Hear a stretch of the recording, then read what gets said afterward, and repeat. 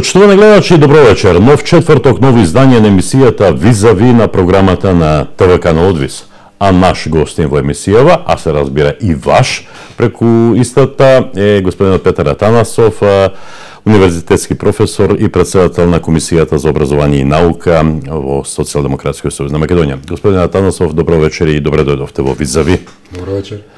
Емисијава не е единствениот повод за вашиот престој во Струмица. Кој е првиот?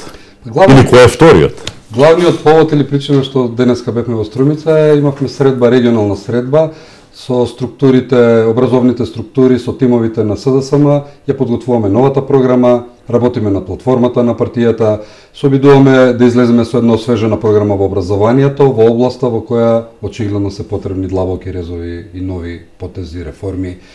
И така натаму. Работевме напорно изминатиот период, не очекува уште една зима, но се надевам дека ќе имаме резултати. Ќе има пролет, после зимата доаѓа пролет. Така вели календарот. Пролета веќе подолго време се очекува Македонија, но еве ќе ја дочекаме, се надевам наредната. И како поминуваат тие активности? Колку сте задоволни? Па јас сум презадоволен, имаме мотивирани луѓе, имаме луѓе кои се во процесот на образование, вработени, кои секојдневно се соочуваат со проблеми, со тешкоти. И задоволен сум во однос на тоа што мислам барем во рамките на неколку правци или насоки на образованието знаеме точно што треба да се работи, што треба да се менува.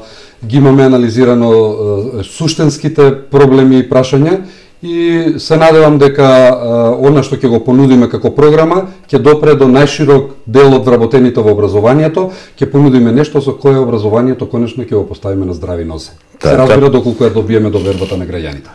Предпоставувам дека работејќи вака на терен се сондираат најдобро мислењата на луѓето и што велат тие ваши сондажи околу состојбите во образованието во тие региони како Струмичкиот, Радовишкиот и така натаму? Во изминативе година и пол-две, да, постојано сме присутни на терен, често патуваме. Јас лично имам одржано безброј многу состаноци со нашите тимови регионално, имаме големи конференции, пред известно време имавме голема конференција во Струмица, состојбите во образованието, каде понатаму. Состојбите се различни. Се разликуваат од град до град, но оние основните состојби се слични. Образованието се наоѓа под еден голем притисок, се наоѓа под една константна пресија по неколку линии. Тоа се законски линии на правила кои нудат само казни, а не награди. Се бара од вработените во образованието да почитуваат слепо правила, да даваат јавни услуги. Безмалку образовните структури или вработените во образованието се прогласени за администрација и власта, богами, безобразно во изминатиот период си играше со вработените во образованието, со програмите, со финансирањето. Образованието е дојдено на многу ниски гранки. Тоа особено може да се види во источниот дел на Македонија, каде што за жал можам да кажам дека освен проблемите во образованието, источниот дел на Македонија се соочува со уште еден голем проблем. Тоа е проблемот дека секоја година во училиштата во Источна Македонија се запишуваат се помалку деца. Така.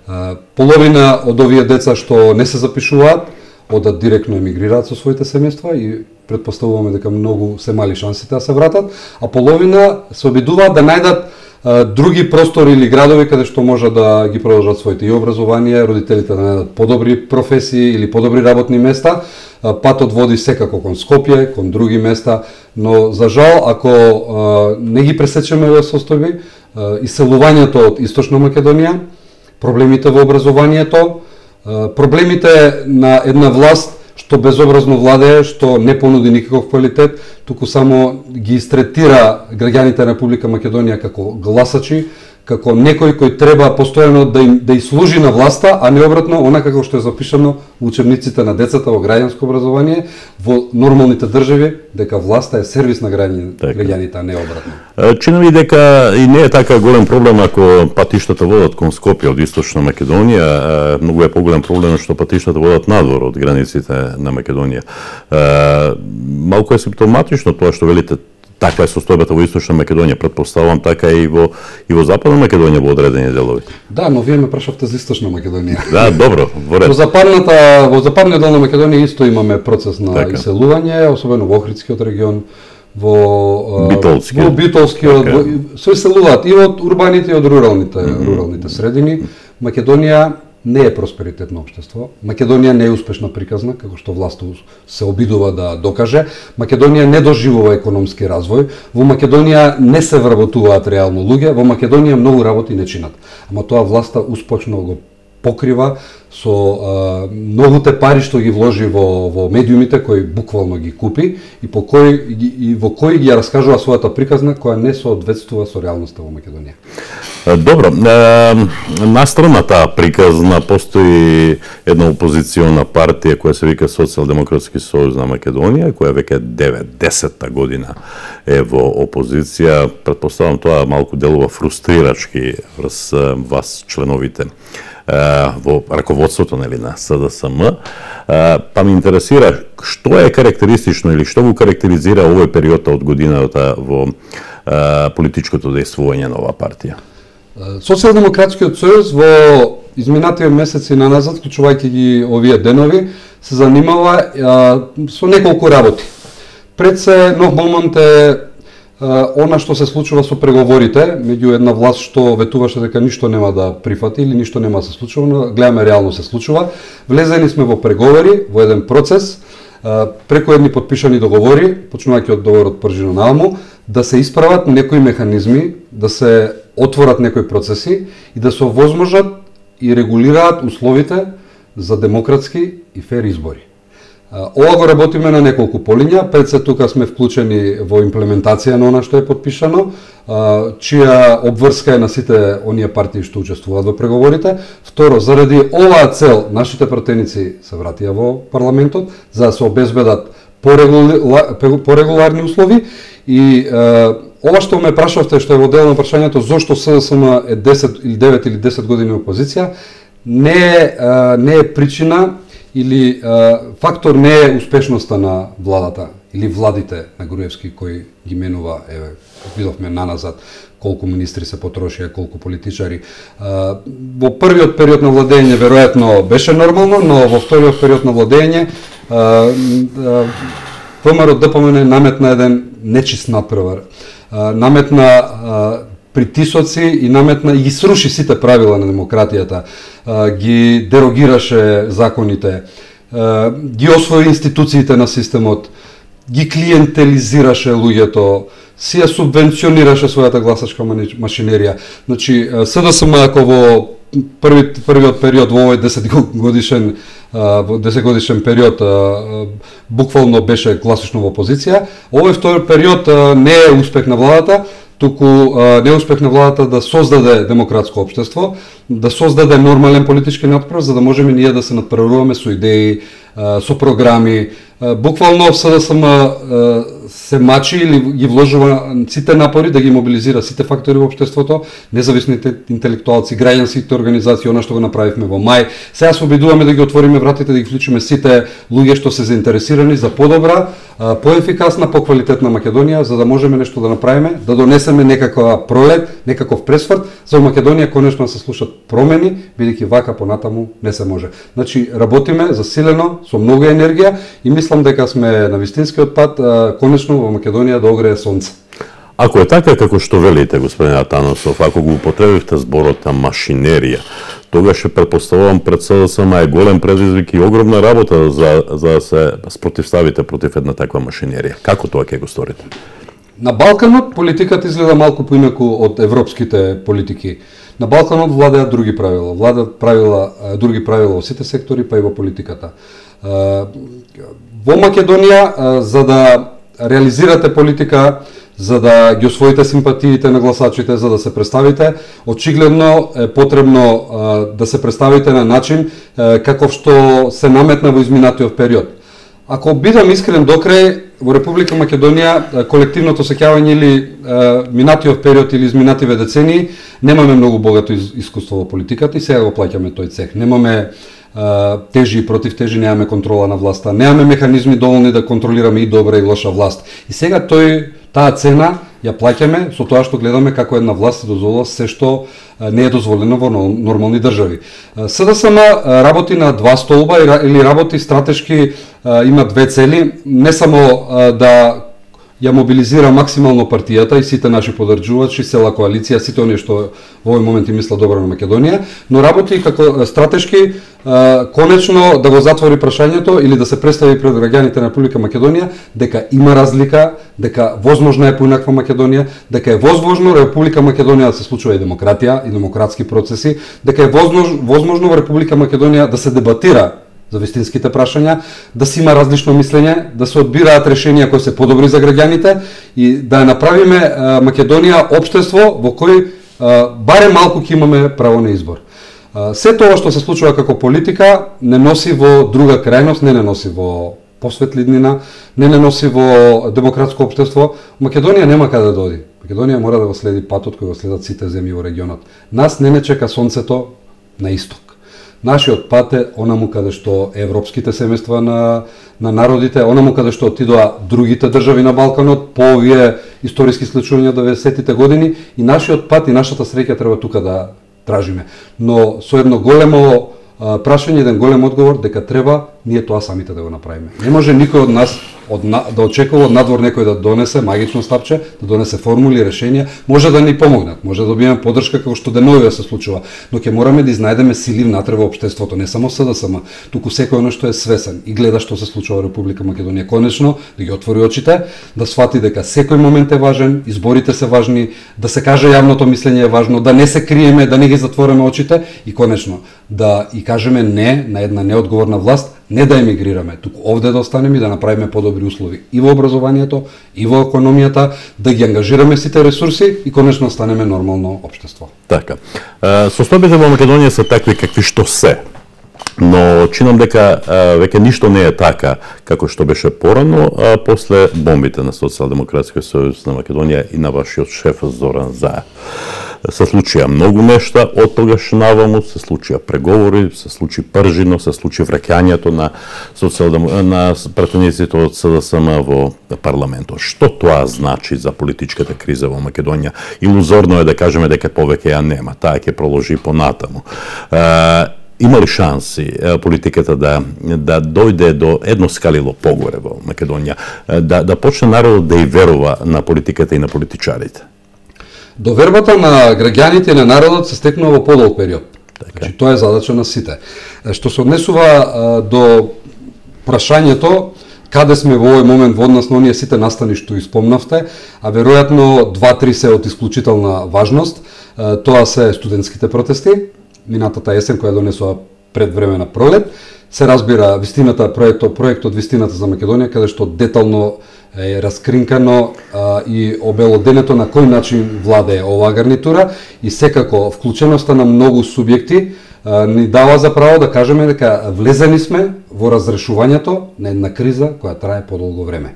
Кризата е и од аспект на демократските процеси, но кризата е институционална, политичка, економска, граѓанска, идеолошка, но и вредносна. Ние паднавме на многу полиња, не решивме многу задачи, но мислам дека сме влезени во разрешување на кризата, но која нема да се случува мазно, која нема да се случи преку ноќ. Гледаме дека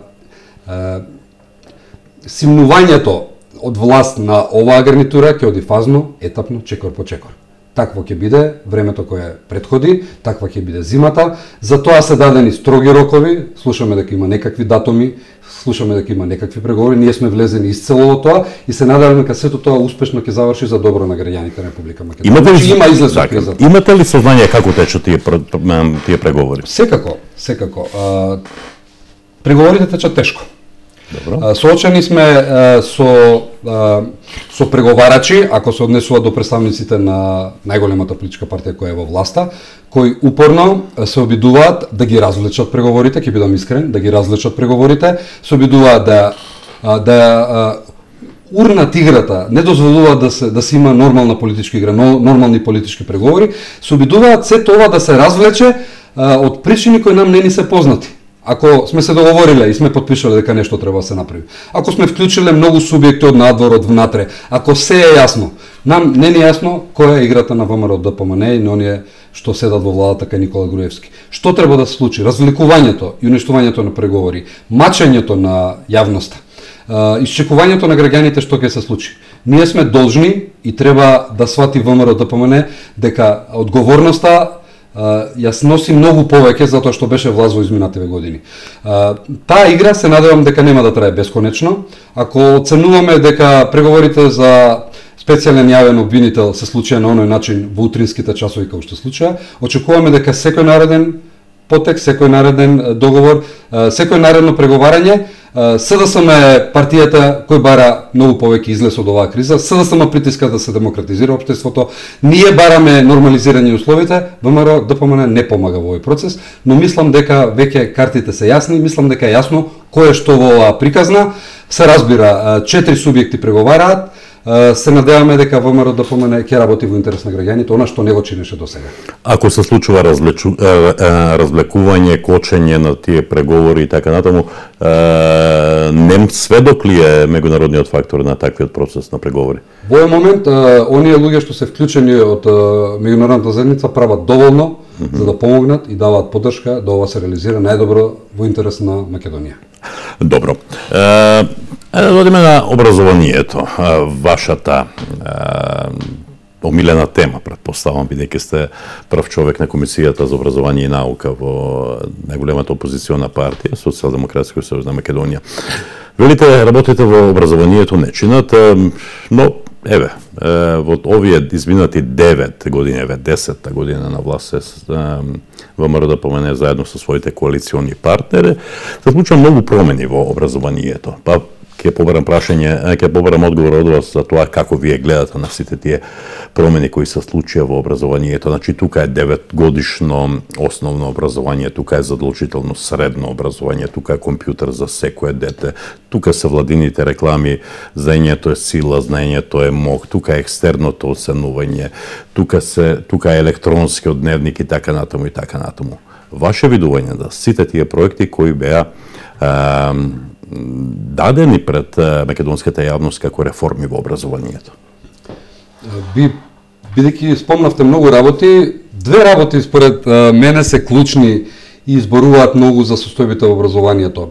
Првата работа е честата промена на министрите од страна на владите на Никола Груевски. Мислам дека беа променети 5 или 6 министри за 8 или 9 години наназад. Тоа е едниот момент. Зошто би менувале толку министри? Ако имате концепти, знаете што правите. И вториот уште посилен момент. Ако вие си дозволите како влада системските закони, законот за основно образование, законот за средно образование, законот за високо образование, да ги промените во 5-6 години, по 10, 15, 20 пати. Има закони, мислам дека во средното образование над 20 пати е интервенирано. Што зборува тоа? Тоа зборува дека владите на Груевски или власта или ВМРО ДПМН нема никаков концепт во образованието. Кој дома 6 пати би го променил намештајот, ако знае што сака. Значи, менувате тогаш кога не знаете. Они се однесуваа во образованието како во темна соба. Се обидуваа да направат нешто и тоа да изгледа убаво, но да мракот не стигна до целта. Овие два моменти покажаа дека нити имаат стратегија, нити имаат концепт, нити знаеа што правеа. Силните проекти, потрошените милиони евра, не донесоа она што они го ветуваа. Како да ви кажам, рекламата на проектот дека најголемата реформа што ја направило ВМРО ДПМН или владата на Груевски во основното образование за воведувањето на наставата по наводно Кембридж е една голема лага. Тука многу работи детектиравме и излеговме во јавноста дека не е нити програма по тоа, дека ја пореметија наставната програма и планови што нивното биро за образование ги афирмираше. Трошењето пари во компјутер за секое дете. Но пред се морам да кажам дека најштетни беа законите и правилата што се однесува директно за самите субјекти што го спроведуваат образовниот процес. Докази имаме многу. И затоа нападите на СДСМ во изминатиот период наназад во 2 години, ако во некои сектори кажуваме еве тука сгрешивте или она направите, ние се насочивме, се концентриравме и сакавме да кажеме, и тоа всушност и јавноста го прифати, се виде со сите штрајкови и протести дека е тоа така. Ние кажавме и не ги нападнавме севкупно политиките со политиките и законските решенија на ВМРО ДПМН во образованието. Че тука не се работи за еден или друг проект дали е добар или не.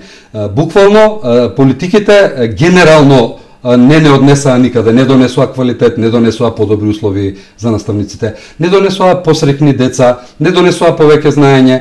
Значи, севкупно не отидоа таму каде што треба, а вложија многу. Се обидоа да направат, да иновираат, се обидоа некакви проекти да донесат. Но оние проекти со кои се обидоа да го привлечат вниманието, ги свртеа на глава. Че вие може да внесете некаква програма, особено во основното и средното образование. Ама образованието е систем на сврзани садови. Ако овде интервенирате, вие овде пореметувате нешто. Че мора истовремено и овде да интервенирате. И образованието е процес каде што вие нанапред планирате. Не ова проект менеджмент, за некој да си игра да си направи еден проект, втор проект, трет проект. Чи една сложена област во која инвестициите се враќаат долгорочно. Штетите што ги направија се долгорочни. Се надевам дека ќе можеме да ги исправиме, дека ќе вратиме образованието и дека ќе понудиме програма со која сите овие работи барем ќе ги санираме во првиот период, за потоа да отвориме нови правци, нови проекти. Се знае во светот што е добро образование, се знае кои држави спроведуваат какви проекти, се знае например во кои држави образованието не е добра кариера, па луѓето не се тепаат да бидат наставници, но има држави каде што е престиж да бидете наставник во основно образование, каде што сте добро платени, каде што се бара повисоко образование, специализација. Имате обратно. Значи се работи за еден комплексен систем, каде што мора да има поврзаност од предучилишното образование до оние високи стадиуми на образование. Ако тоа не го следите, ако не направите добри анализи пред тоа, верувате, досега во овие 2 години нема видено ниту една анализа од ВМРО ДПМН, ниту пак од ДУИ за некаква состојба образованието. Ако нема анализи, какви радикални реформи правите? Каде менувате нешто ако не знаете кои се состојбите? Излегува, еве, како заклучок, ако ние сме само еден субјект што говориме во оваа област, излегува многу групи во образованието, излегува многу пленуми, излегува студентите, излегува средношколците, излегува многу анализи од Младинскиот образовен форум, од наставничкиот пленум. Сите направи анализи и многу детектираа какви круцијални грешки и штети се прават во однос на екстерното тестирање, во однос на, не знам, електронските хајтек алатки со кои се забавуваше еден од министрите кој неодамна го напушти бродот. И да не кажам што све не чини. Ајде да се обидеме во наредниот период да говориме што треба да се направи, да се мобилизираме. Во таа цел беше и мојата денешна посета и уште многу други посети, да се обидеме да ги мобилизираме ресурсите и на СДСМ, и на пленумите, да направиме нешто во образованието што е добро за сите. Значи ние сите сме на некој начин имаме допирни точки со образованието и сите сме вклучени и на сите ни треба подобро образование. Така. Протестираа студентите, како што веќе рековте, протестираа средношколците, протестираа дури универзитетските професори. Но власта вели тоа го диригираше СДСМ.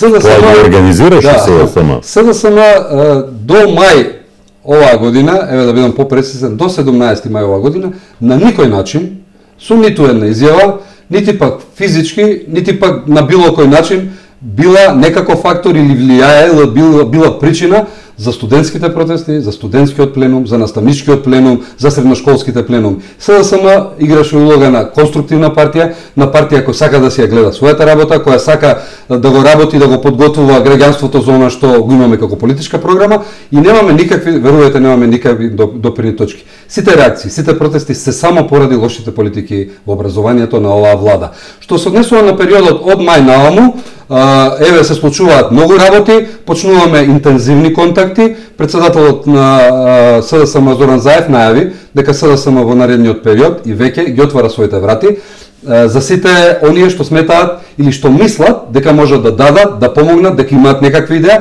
да се вклучат и во еден процес да можеме во сите области да направиме барем план и програма, да дизајнираме проекти, да имаме идеи како да ги промениме лошите состојби во образованието. Ова не исклучува контакт со ниту една организација, со ниту една структура, вклучувајќи ги сите оние организации со кои нас Храбро застана заедно со нас, со коалицијата, со СДСМ, над 80 граѓански организации, му кажавме не на Никола Груевски, дека вака повеќе не може, дека општеството веќе не може да го поднесе ова владење. Истото ќе го направиме со сите оние што се заинтересирани, што сакаат, што се војни и што мислат дека може да придонесат во еден процес каде што ќе ги промениме работите. Во овој период интензивно работиме и контактираме со сите оние што се расположени заедно да го направиме тоа. Социјалдемократскиот сојуз на Македонија вели, доколку дојдеме на власт, ќе го укинеме екстерното оценување. Зошто? Е првото прашање и што мислите за ставот на Никола Груевски кој вели ќе го олесниме тоа оценување, екстерно оценување на тој начин што наместо еднаш ќе се полага 3-4 пати. Ајде да почнеме од крајот на прашањето. Зошто се повлекува оној цврст став на Никола Груевски на неговиот тим што работи образование, ако сметаат дека тоа што го работи, дека екстерното образование е добро? Толку упорност, толку тврдоглавост за еден проект кој е страшно погрешен, кој нити технички може да се организира, нити организацијски може да го покријат, ниту по нивоа на Блумовата таксономија, каде што Бюрото за образование, за развој на образование со години ги учи се наставниците како да се оценуваат учениците, каде што безбројни консултанти правеа обуки што е знаење, како да се пренесе знаењето од учење на основните постулати во секоја наука, употреба на знаењето, вклучувањето на знаење во анализа, во било кој домен.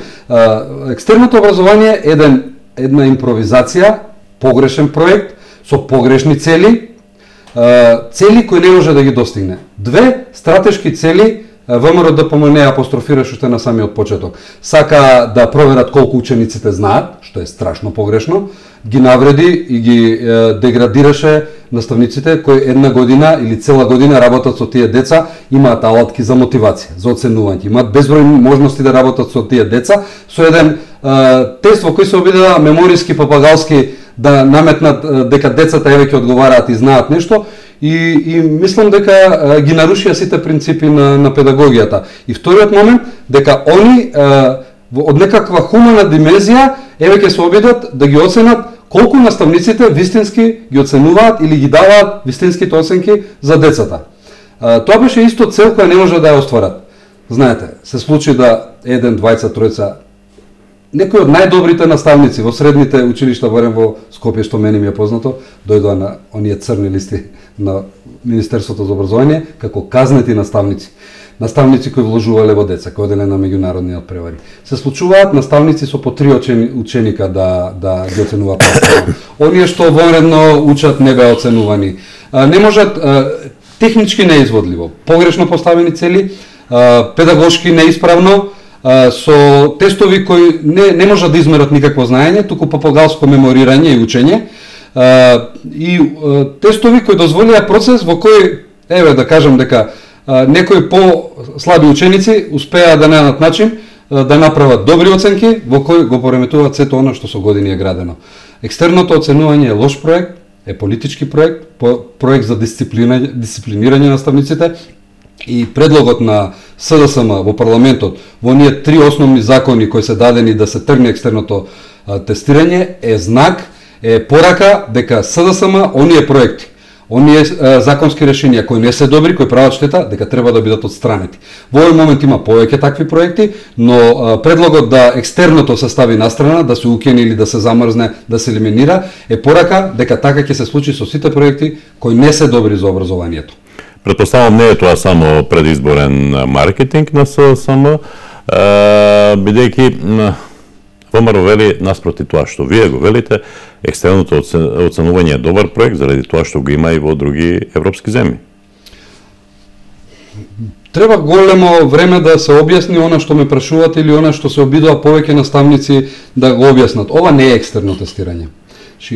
Постојат екстерни тестирања, постојат интерни тестирања. Во процесот на екстерно тестирање, кој точно го има во некои држави, сосема на друг начин е поставена работата. Вклучено во наставни програми, вклучено е во системот на образование, технички можности имаат некои држави тоа да го направат. Има независни евалуатори кои со шифри тестовите на децата се поставува така да не знаете кога оценувате. Да, точно се знаат нивоата на оценување, се даваат потешки задачи од различни нивоа, се бара да се раскажува, да се анализира, проектно да се постави нешто. Значи екстерно тестирање, она што е наречено кај нас не е екстерно тестирање. Екстерни тестирања се сосема други, но за да воведете екстерно тестирање, најпрви мора да го подигнете квалитетот на образованието, квантитетот на образованието, морате образованието да ви е на повисоко ниво, за да можете да мерите нешто. Ова не е, мора да се направи на поинаков начин, затоа што меѓународните тестирања TIMSS,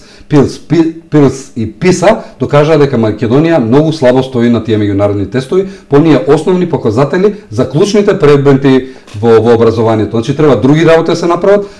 Ние сме далеку од екстерно тестирање за да можеме да го проверуваме ова што моментално не чини. Така. Ако е таков ставот на СДСМ во поглед на екстерното оценување, каков е вашиот став во поглед на државната матура за средношколците? Прашањето за државната матура неколку пати е разгледувано и во пошироки кругови, и потесни, и на работните средби со нашите тимови. Наш став, кој мислам дека можеби треба јавно да се дебатира, да се разгледува, да се оформи, дека државна матура во некој облик на некој начин треба да има. Затоа што тоа е возраст кога се заокружува еден систем или еден процес на образование и треба на некој начин символично да се одбележи. И како возраст, и како степен на образование, и како образование што дотука нешто заокружува, каде што можеме да кажеме дека децата созреале, дека постигнале некој ниво и треба нешто да се направи. Можеби начинот на кој тоа се обиде да го наметне владата беше начин кој еве ние сега ќе ви кажеме што да правите. И реакцијата беше оправдана. Например, средношколскиот пленум долго време го држеше ставот дека они сакаат матурата да остане онака како што беше до сега. Средношколскиот пленум никогаш не рече дека е против државната матура, но да биде онака како што беше досегашното успешно решение. Владата се обиде сосема тоа да го измени. Во еден момент планот на владата беше да има 7 тестирања, од кои неколку електронски. Еден процес, еден пресек на тестирање, кој веројатно за кој е потребен подолг период и имаше реакција. Матура треба да има, но треба пред тоа исто така да се решат неколку проблеми во средното образование. Например, ставот на Комисијата за образование и наука на СДСМ е дека можеби треба првен да се разгледа решението или одлуката за задолжително средно образование. Секој нормален или добар систем на образование нуди излезност во некоја возраст каде што децата или учениците поминуваат најмалку 12 годишен престој во образованието. Мора да има излезност на некоја возраст, особено на 16, 17 или 18 годишна возраст. Значи тоа треба да се приспита и треба да се приспита или да се направи длабока реформа на средното стручно образование. Атрактивноста на средното стручно образование треба да се дизајнира на начин кој тоа го бараат учениците, стопанството, работните места што постојат и практичноста и квалитетот на образованието што се добива и да го приближиме до некакви работни места, за да биде атрактивно. На оној начин на кој е поставено сегашното средно стручно образование, законските решенија што ВМРО ДПМН ги наметна, оставаат само лош вкус со оно што владата сакаше да го нарече државна матура. Во овој момент имаме различни видови матура, значи и државна матура и стручната матура во оние други степени на средно образование. Значи треба да се отвори дебата, треба да се задржи матурата, но да се видат добрите решенија со кои може да се, така да кажам, задоволат или да се заокружи процесот и од страна на учениците, и од страна на државата, и од страна на оние што го нудат образованието или што го спроведуваат процесот. Чинам дека вие најдобро ги обсервирате состојбите во високото образование, бидејќи од таму доаѓате.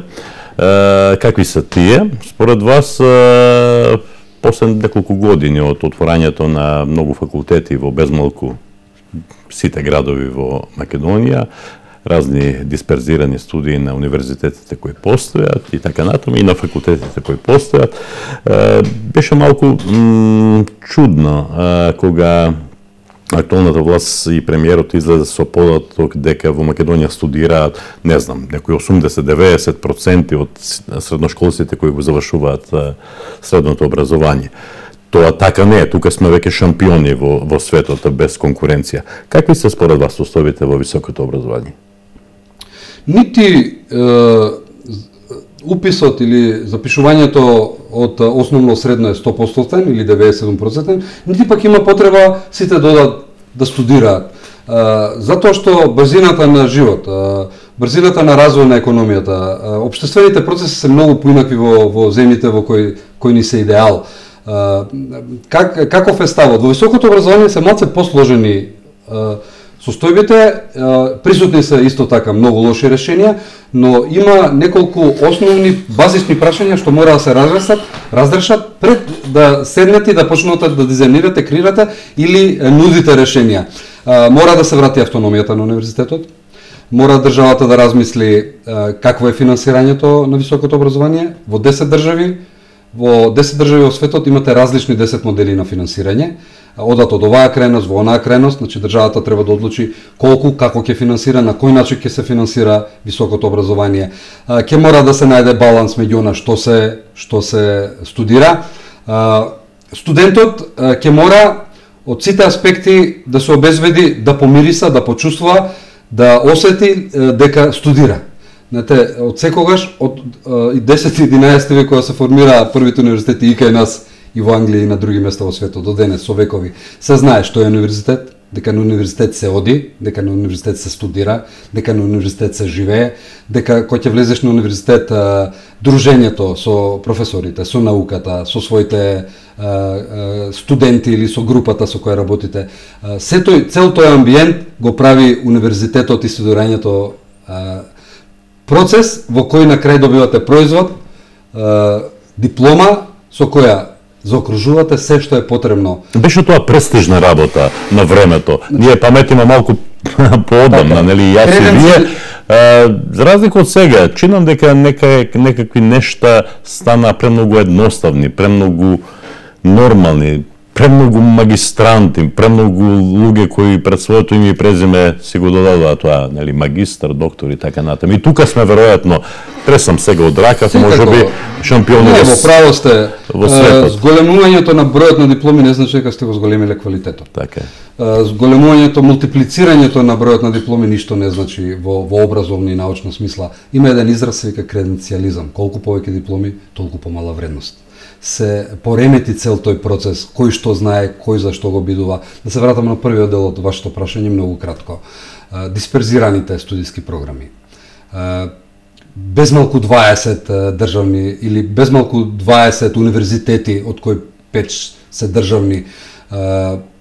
Сите тие лиценци за отварање на нови студиски програми значат еден хаос, значат наметнување еден процес во кој привидно се случува демократизација или нешто добро убаво, од друга страна се случува осиромашување на квалитетот на тие дипломи.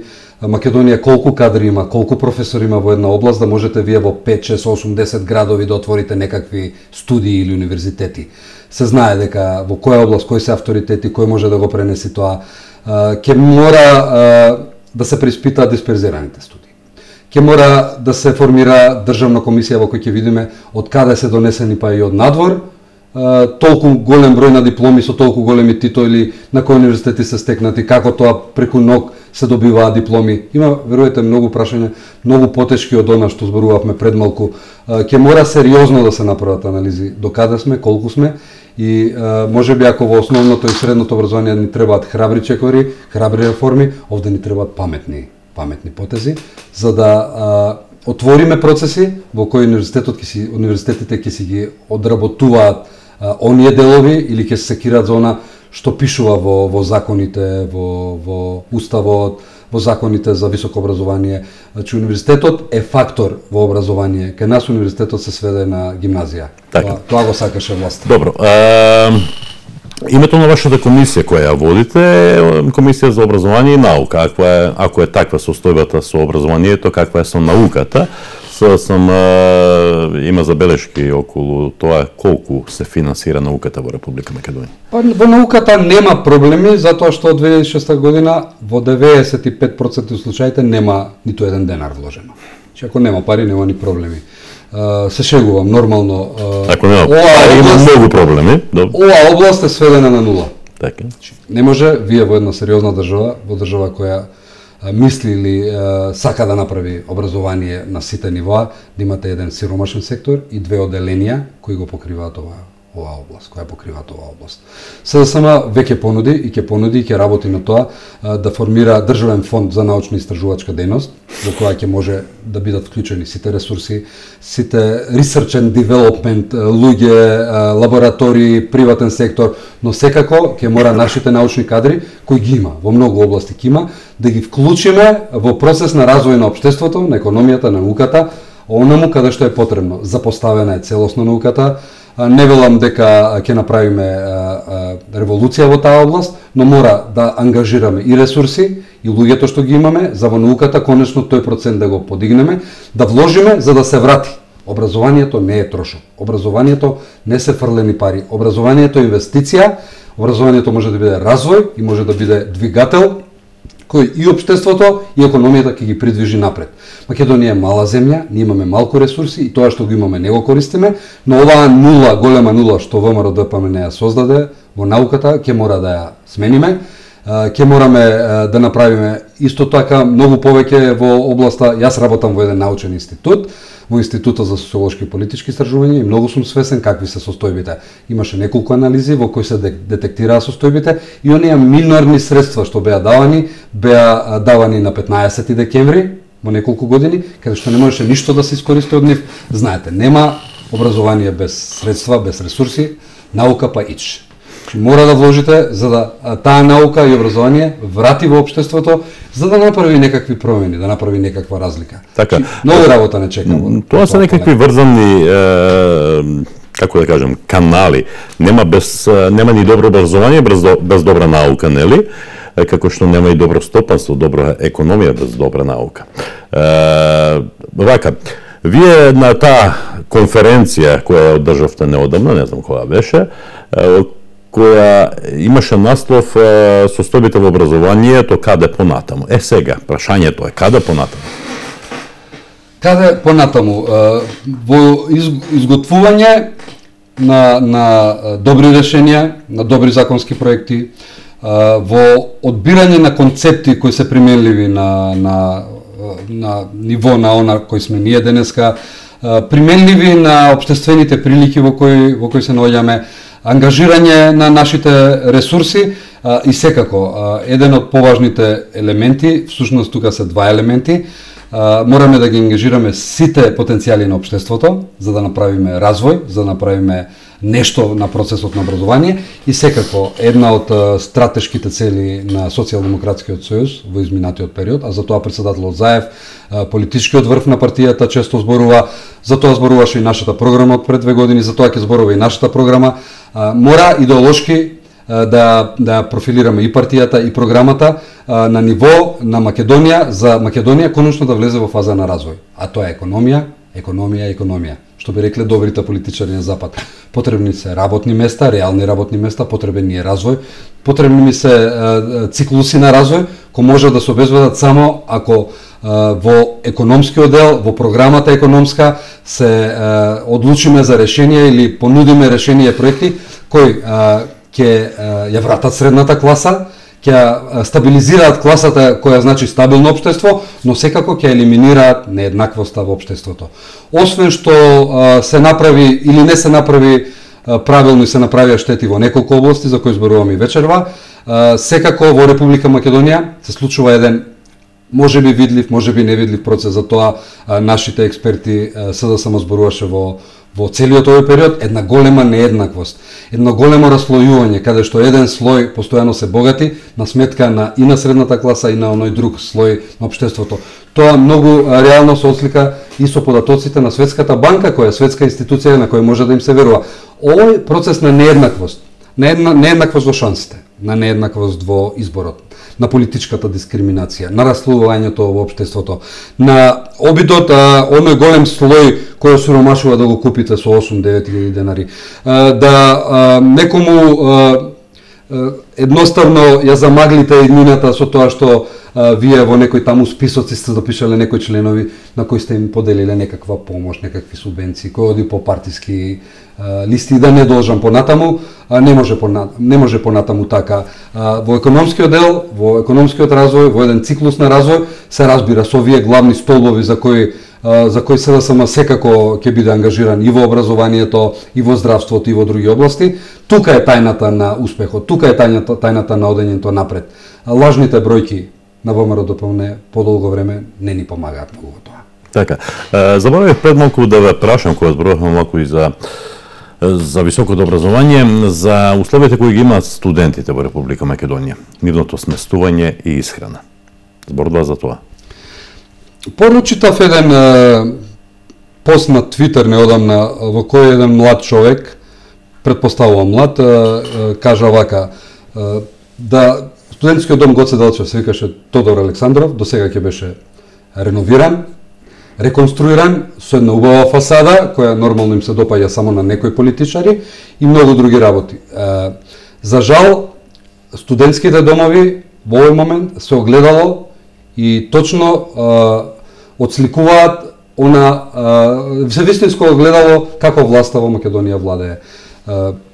Подолго време сликите од студентскиот дом Гоце Делчев се една лоша слика за Република Македонија, ако вие не вложувате во тие млади луѓе. Некој беше рекол... Не вложувате во студентските домови. Така, некој беше рекол новото седиште на ВМРО-ДПМНЕ да биде студентски дом.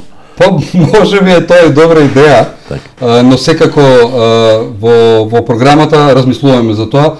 Скопје заслужува да се инвестира и во студентските домови, но работиме и дизајнираме еден проект наречен Студентски град, во кој во тие простори каде што се големите студентски домови ќе можеме да понудиме нешто што би било огледало на Република Македонија. Како што кажав пред малку, студентите се луѓе кои треба да се вложува во нив, затоа што сликата на студентскиот дом Гоце Делчев, но и на другите домови, на вистина една грда слика за Република Македонија, вистинско огледало на политиките на оваа власт, кој вложува во луксус, кој вложува во нешто што не знаеме каде води и пореметува други процеси.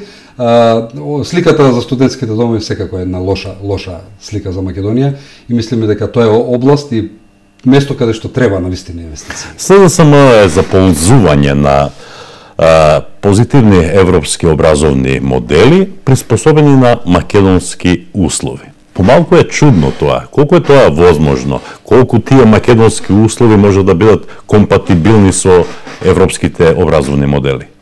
Или да биде обратно? Многу сложено прашање на кој одговорите многу едноставен. Добро. Едноставно, замислете дека имате некаква приватна фирма и замислете дека знаете што произведувате или што сакате да произведувате и се преиспитувате. Колку луѓе ви се потребни за тоа?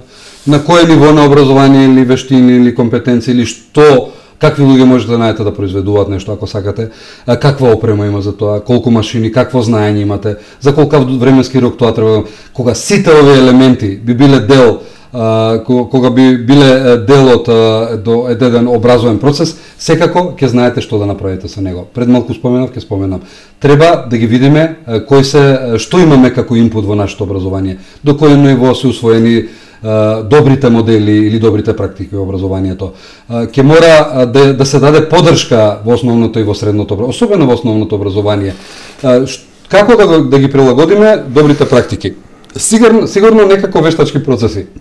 Сигурно некако екстерното тестирање, сигурно некако Кембридж проектот, кој допрва ќе слушаме жалби и поплаки од наставници, од ученици како тоа се спроведува, бидејќи процесот само што започна.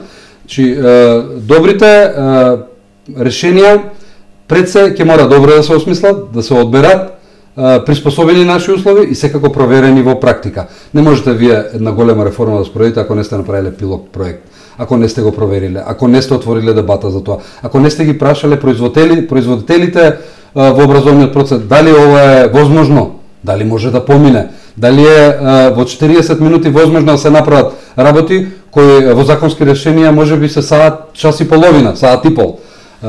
Значи, во таа насока прилагодување на светските искуства. Малите земји користат паметни решенија и земаат она што е добро од вестинските решенија. Ние не сме голема држава да креираме образование кој може да даде нешто во фундаменталните науки. Нашите ресурси се мали. Значи, ние можеме само да бидеме како образование, филозофијата е дека како поддршка образованието мора да му помогне и на општеството, и на економијата, и на развојот. Во таа насока е користењето на добрите решенија. Господин Атанасов, образованието е комплексна тема и можеме вака да зборуваме до утре наутро, меѓутоа и времето предвидено за оваа емисија е ограничено. Па затоа ќе ја затвориме темата образование. Се надевам дека ќе имаме и друга прилика да позборуваме на таа тема. Денес е 1 октомври и до изборите во април 2016 очекуваат нешто повеќе од 6 месеци, нешто повеќе од половина година. Каква половина година треба да очекуваме?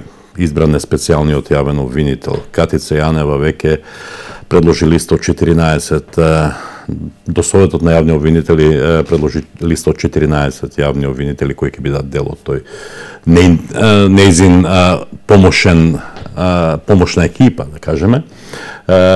Не очекуваат уште многу нешта, предпоставувам, до април. Дали сте оптимисти? Дали нештата во Македонија ќе легнат на свое место? Јас сум оптимист. Оптимисти се и оние луѓе што ги гледам во партијата, кои напорно работат да промениме нешто. Веќе гледам расположение и атмосфера и во општеството за промени. Че ако веќе во општеството можете да почувствувате дека атмосферата е променета, дека власта нема што да понуди, дека сето тоа е едно истрошено четиво, ако чувствувате дека на Македонија е потребна нова енергија, ако чувствувате дека вамун веќе не оди, дека треба ново, значи оптимизмот не е лажен, тогаш е реален. Оптимист сум дека во Македонија ќе се променат работите, дека ќе овозможиме минимум услови за нормален политички живот. Од тука се и нашите потези и влезот во парламентот и она што јавно го говориме, дека сите овие промени што ќе го направиме, за кои се залагаме и со специјалниот јавен обвинител и во медиумите, се бориме за фер изборни правила, каде што ќе се почитуваат минимум стандардите што се запишани во извештаите на ОПСИ и ОДИХР. Сакаме нормална држава, сакаме нормални процеси. Сакаме она што е добро за општеството. Колку ќе има можност, колку ќе се отвора општеството, колку ќе имаме поддршка од општеството, толку можеме да бидеме похрабри и толку заедно можеме да бараме промени. Промените, ако се случат на време, ако се случат во еден процес, што мислам дека во овој момент го посекуваат мнозинството од граѓаните во Република Македонија, тоа го покажуваат и анкетите, мислам дека може, дека сме влезени во разрешување на кризата, дека многу скоро СДСМ и многу од луѓето што сакаат промени ќе влеземе во процес на не само придвижување на решенијата што ќе не водат кон излез од кризата, туку повеќе ќе ја чувствуваме енергијата, политичкиот диалог да оди кон она што е иднина. Значи да ја креираме иднината, да полека зборуваме како понатаму ќе работиме, што ќе понудиме во таа насока во неколку области и во образованието, но и во рамките на демократизирање на општеството и во рамките на економскиот развој, ќе иницираме дебати и во парламентот и во јавноста за концепти, за решенија што не носат напред. Повеќе да се бавиме со иднината, него со минатото. Оваа власт многу сака да остане во минатото. Многу сака да избира они да кажуваат како ќе биде понатаму. Мислам дека ги истрошија сите карти и се повеќе ќе се отварат можности и невладините организации и оние во општеството што мислат дека имаат што да кажат и коалицијата која предводи СДСМ, да зборуваме како може подобро, како ќе направиме подобро и да покажеме. Баш вчера по социјалните мрежи се обидов да пласирам една мисла која деновиве интензивно ја живеам и јас и моите соработници во Комисијата за образование, да работиме како што кажуваме, а да не кажуваме како ќе работиме. Значи повеќе се држиме. Мислам дека имаме ресурси и дека ќе го покажеме тоа во наредниот период. Април е далеко. Но утрешниот ден А предалеку, но како да ќе е утре. Да ги искористиме овие месеци што се пред нас, да работиме во овие месеци онака како што мислиме да биде понатаму, за да докажеме дека ќе биде подобро, дека ќе излеземе од кризата и Македонија ќе ја преструктурираме или ќе ја ставиме на шини каде што напред има повеќе светло, каде што има повеќе ресурси, каде што мислам дека подобро ќе биде за сите граѓани. Но ќе се сложите за да ја преструктурирате Македонија, за да ги остварите тие ваши политички цели, мора една партија, нели, да биде компактна, единствена. Какви се состојбите во партијата, внатре-партиски, со оглед на некакви искуства од минатото, кога во тие 9-10 години имаше одредени тектонски пореметувања во СДСМ? Еве да кажам нешто што е навистина искрено. Од оној момент кога председателот Заев кажа дека овие избори не ги признаваме, дека во Македонија повеќе не може да се случува криминал во политиката, до денес не гледам никакви промени или разлики, барем што се однесува до политичкиот врв на партијата, до органите на партијата, до сите оние луѓе што јас ги среќавам, со кои со саати работам. Оставете ги чаршиските муабети на страна. СДСМ во овој момент е партија која има многу енергија, кој има кадровски потенцијал, кој има многу идеи, само ни е потребен простор. Медиумски простор, ни е потребен простор и ни е потребна енергија која веќе ја нудиме и мислам дека партијата е единствена. Тоа го чувствувам секојдневно со месеци наназад. Не сум видел нити еден настан, нити нешто што е различно од она што го кажувам. Велат дека некои кои заминале па сега се враќа, дали е тоа така? СДСМ ќе ги отвори вратите за сите оние што мислат дека може да помогнат, но мислам дека и тврдам дека во овие денови се разговара со секој и поранешен и сегашен член на партијата, симпатизер, кој можеби малку се дистанцирал од партијата поради различни причини, да дојде и да ни помогне. Ова е битка која мораме да поминеме сите. Немаме луксус останувањето на страна, луксус да не се приклучите кон ова, затоа што мислам дека навистина оваа битка која да биеме заедно и членовите на партиите, и членовите на граѓанските организации, и оние што порано биле во СДСМ, да се вратат, да помогнат, ќе подадеме и рака, и мислам дека партијата е единствена и подготвена воопшто и утре да се случат изборите, но правилата кои постојат ќе мора да се променат. Господин Атанасов, ви благодарам што бевте дел од емисијата Визави на програмата на ТВ Канал Одвис. Ви благодарам и нас. Почитувани гледачи, вам исто така ви благодариме за вниманието со кое наследевте. Довидување до следниот четврток.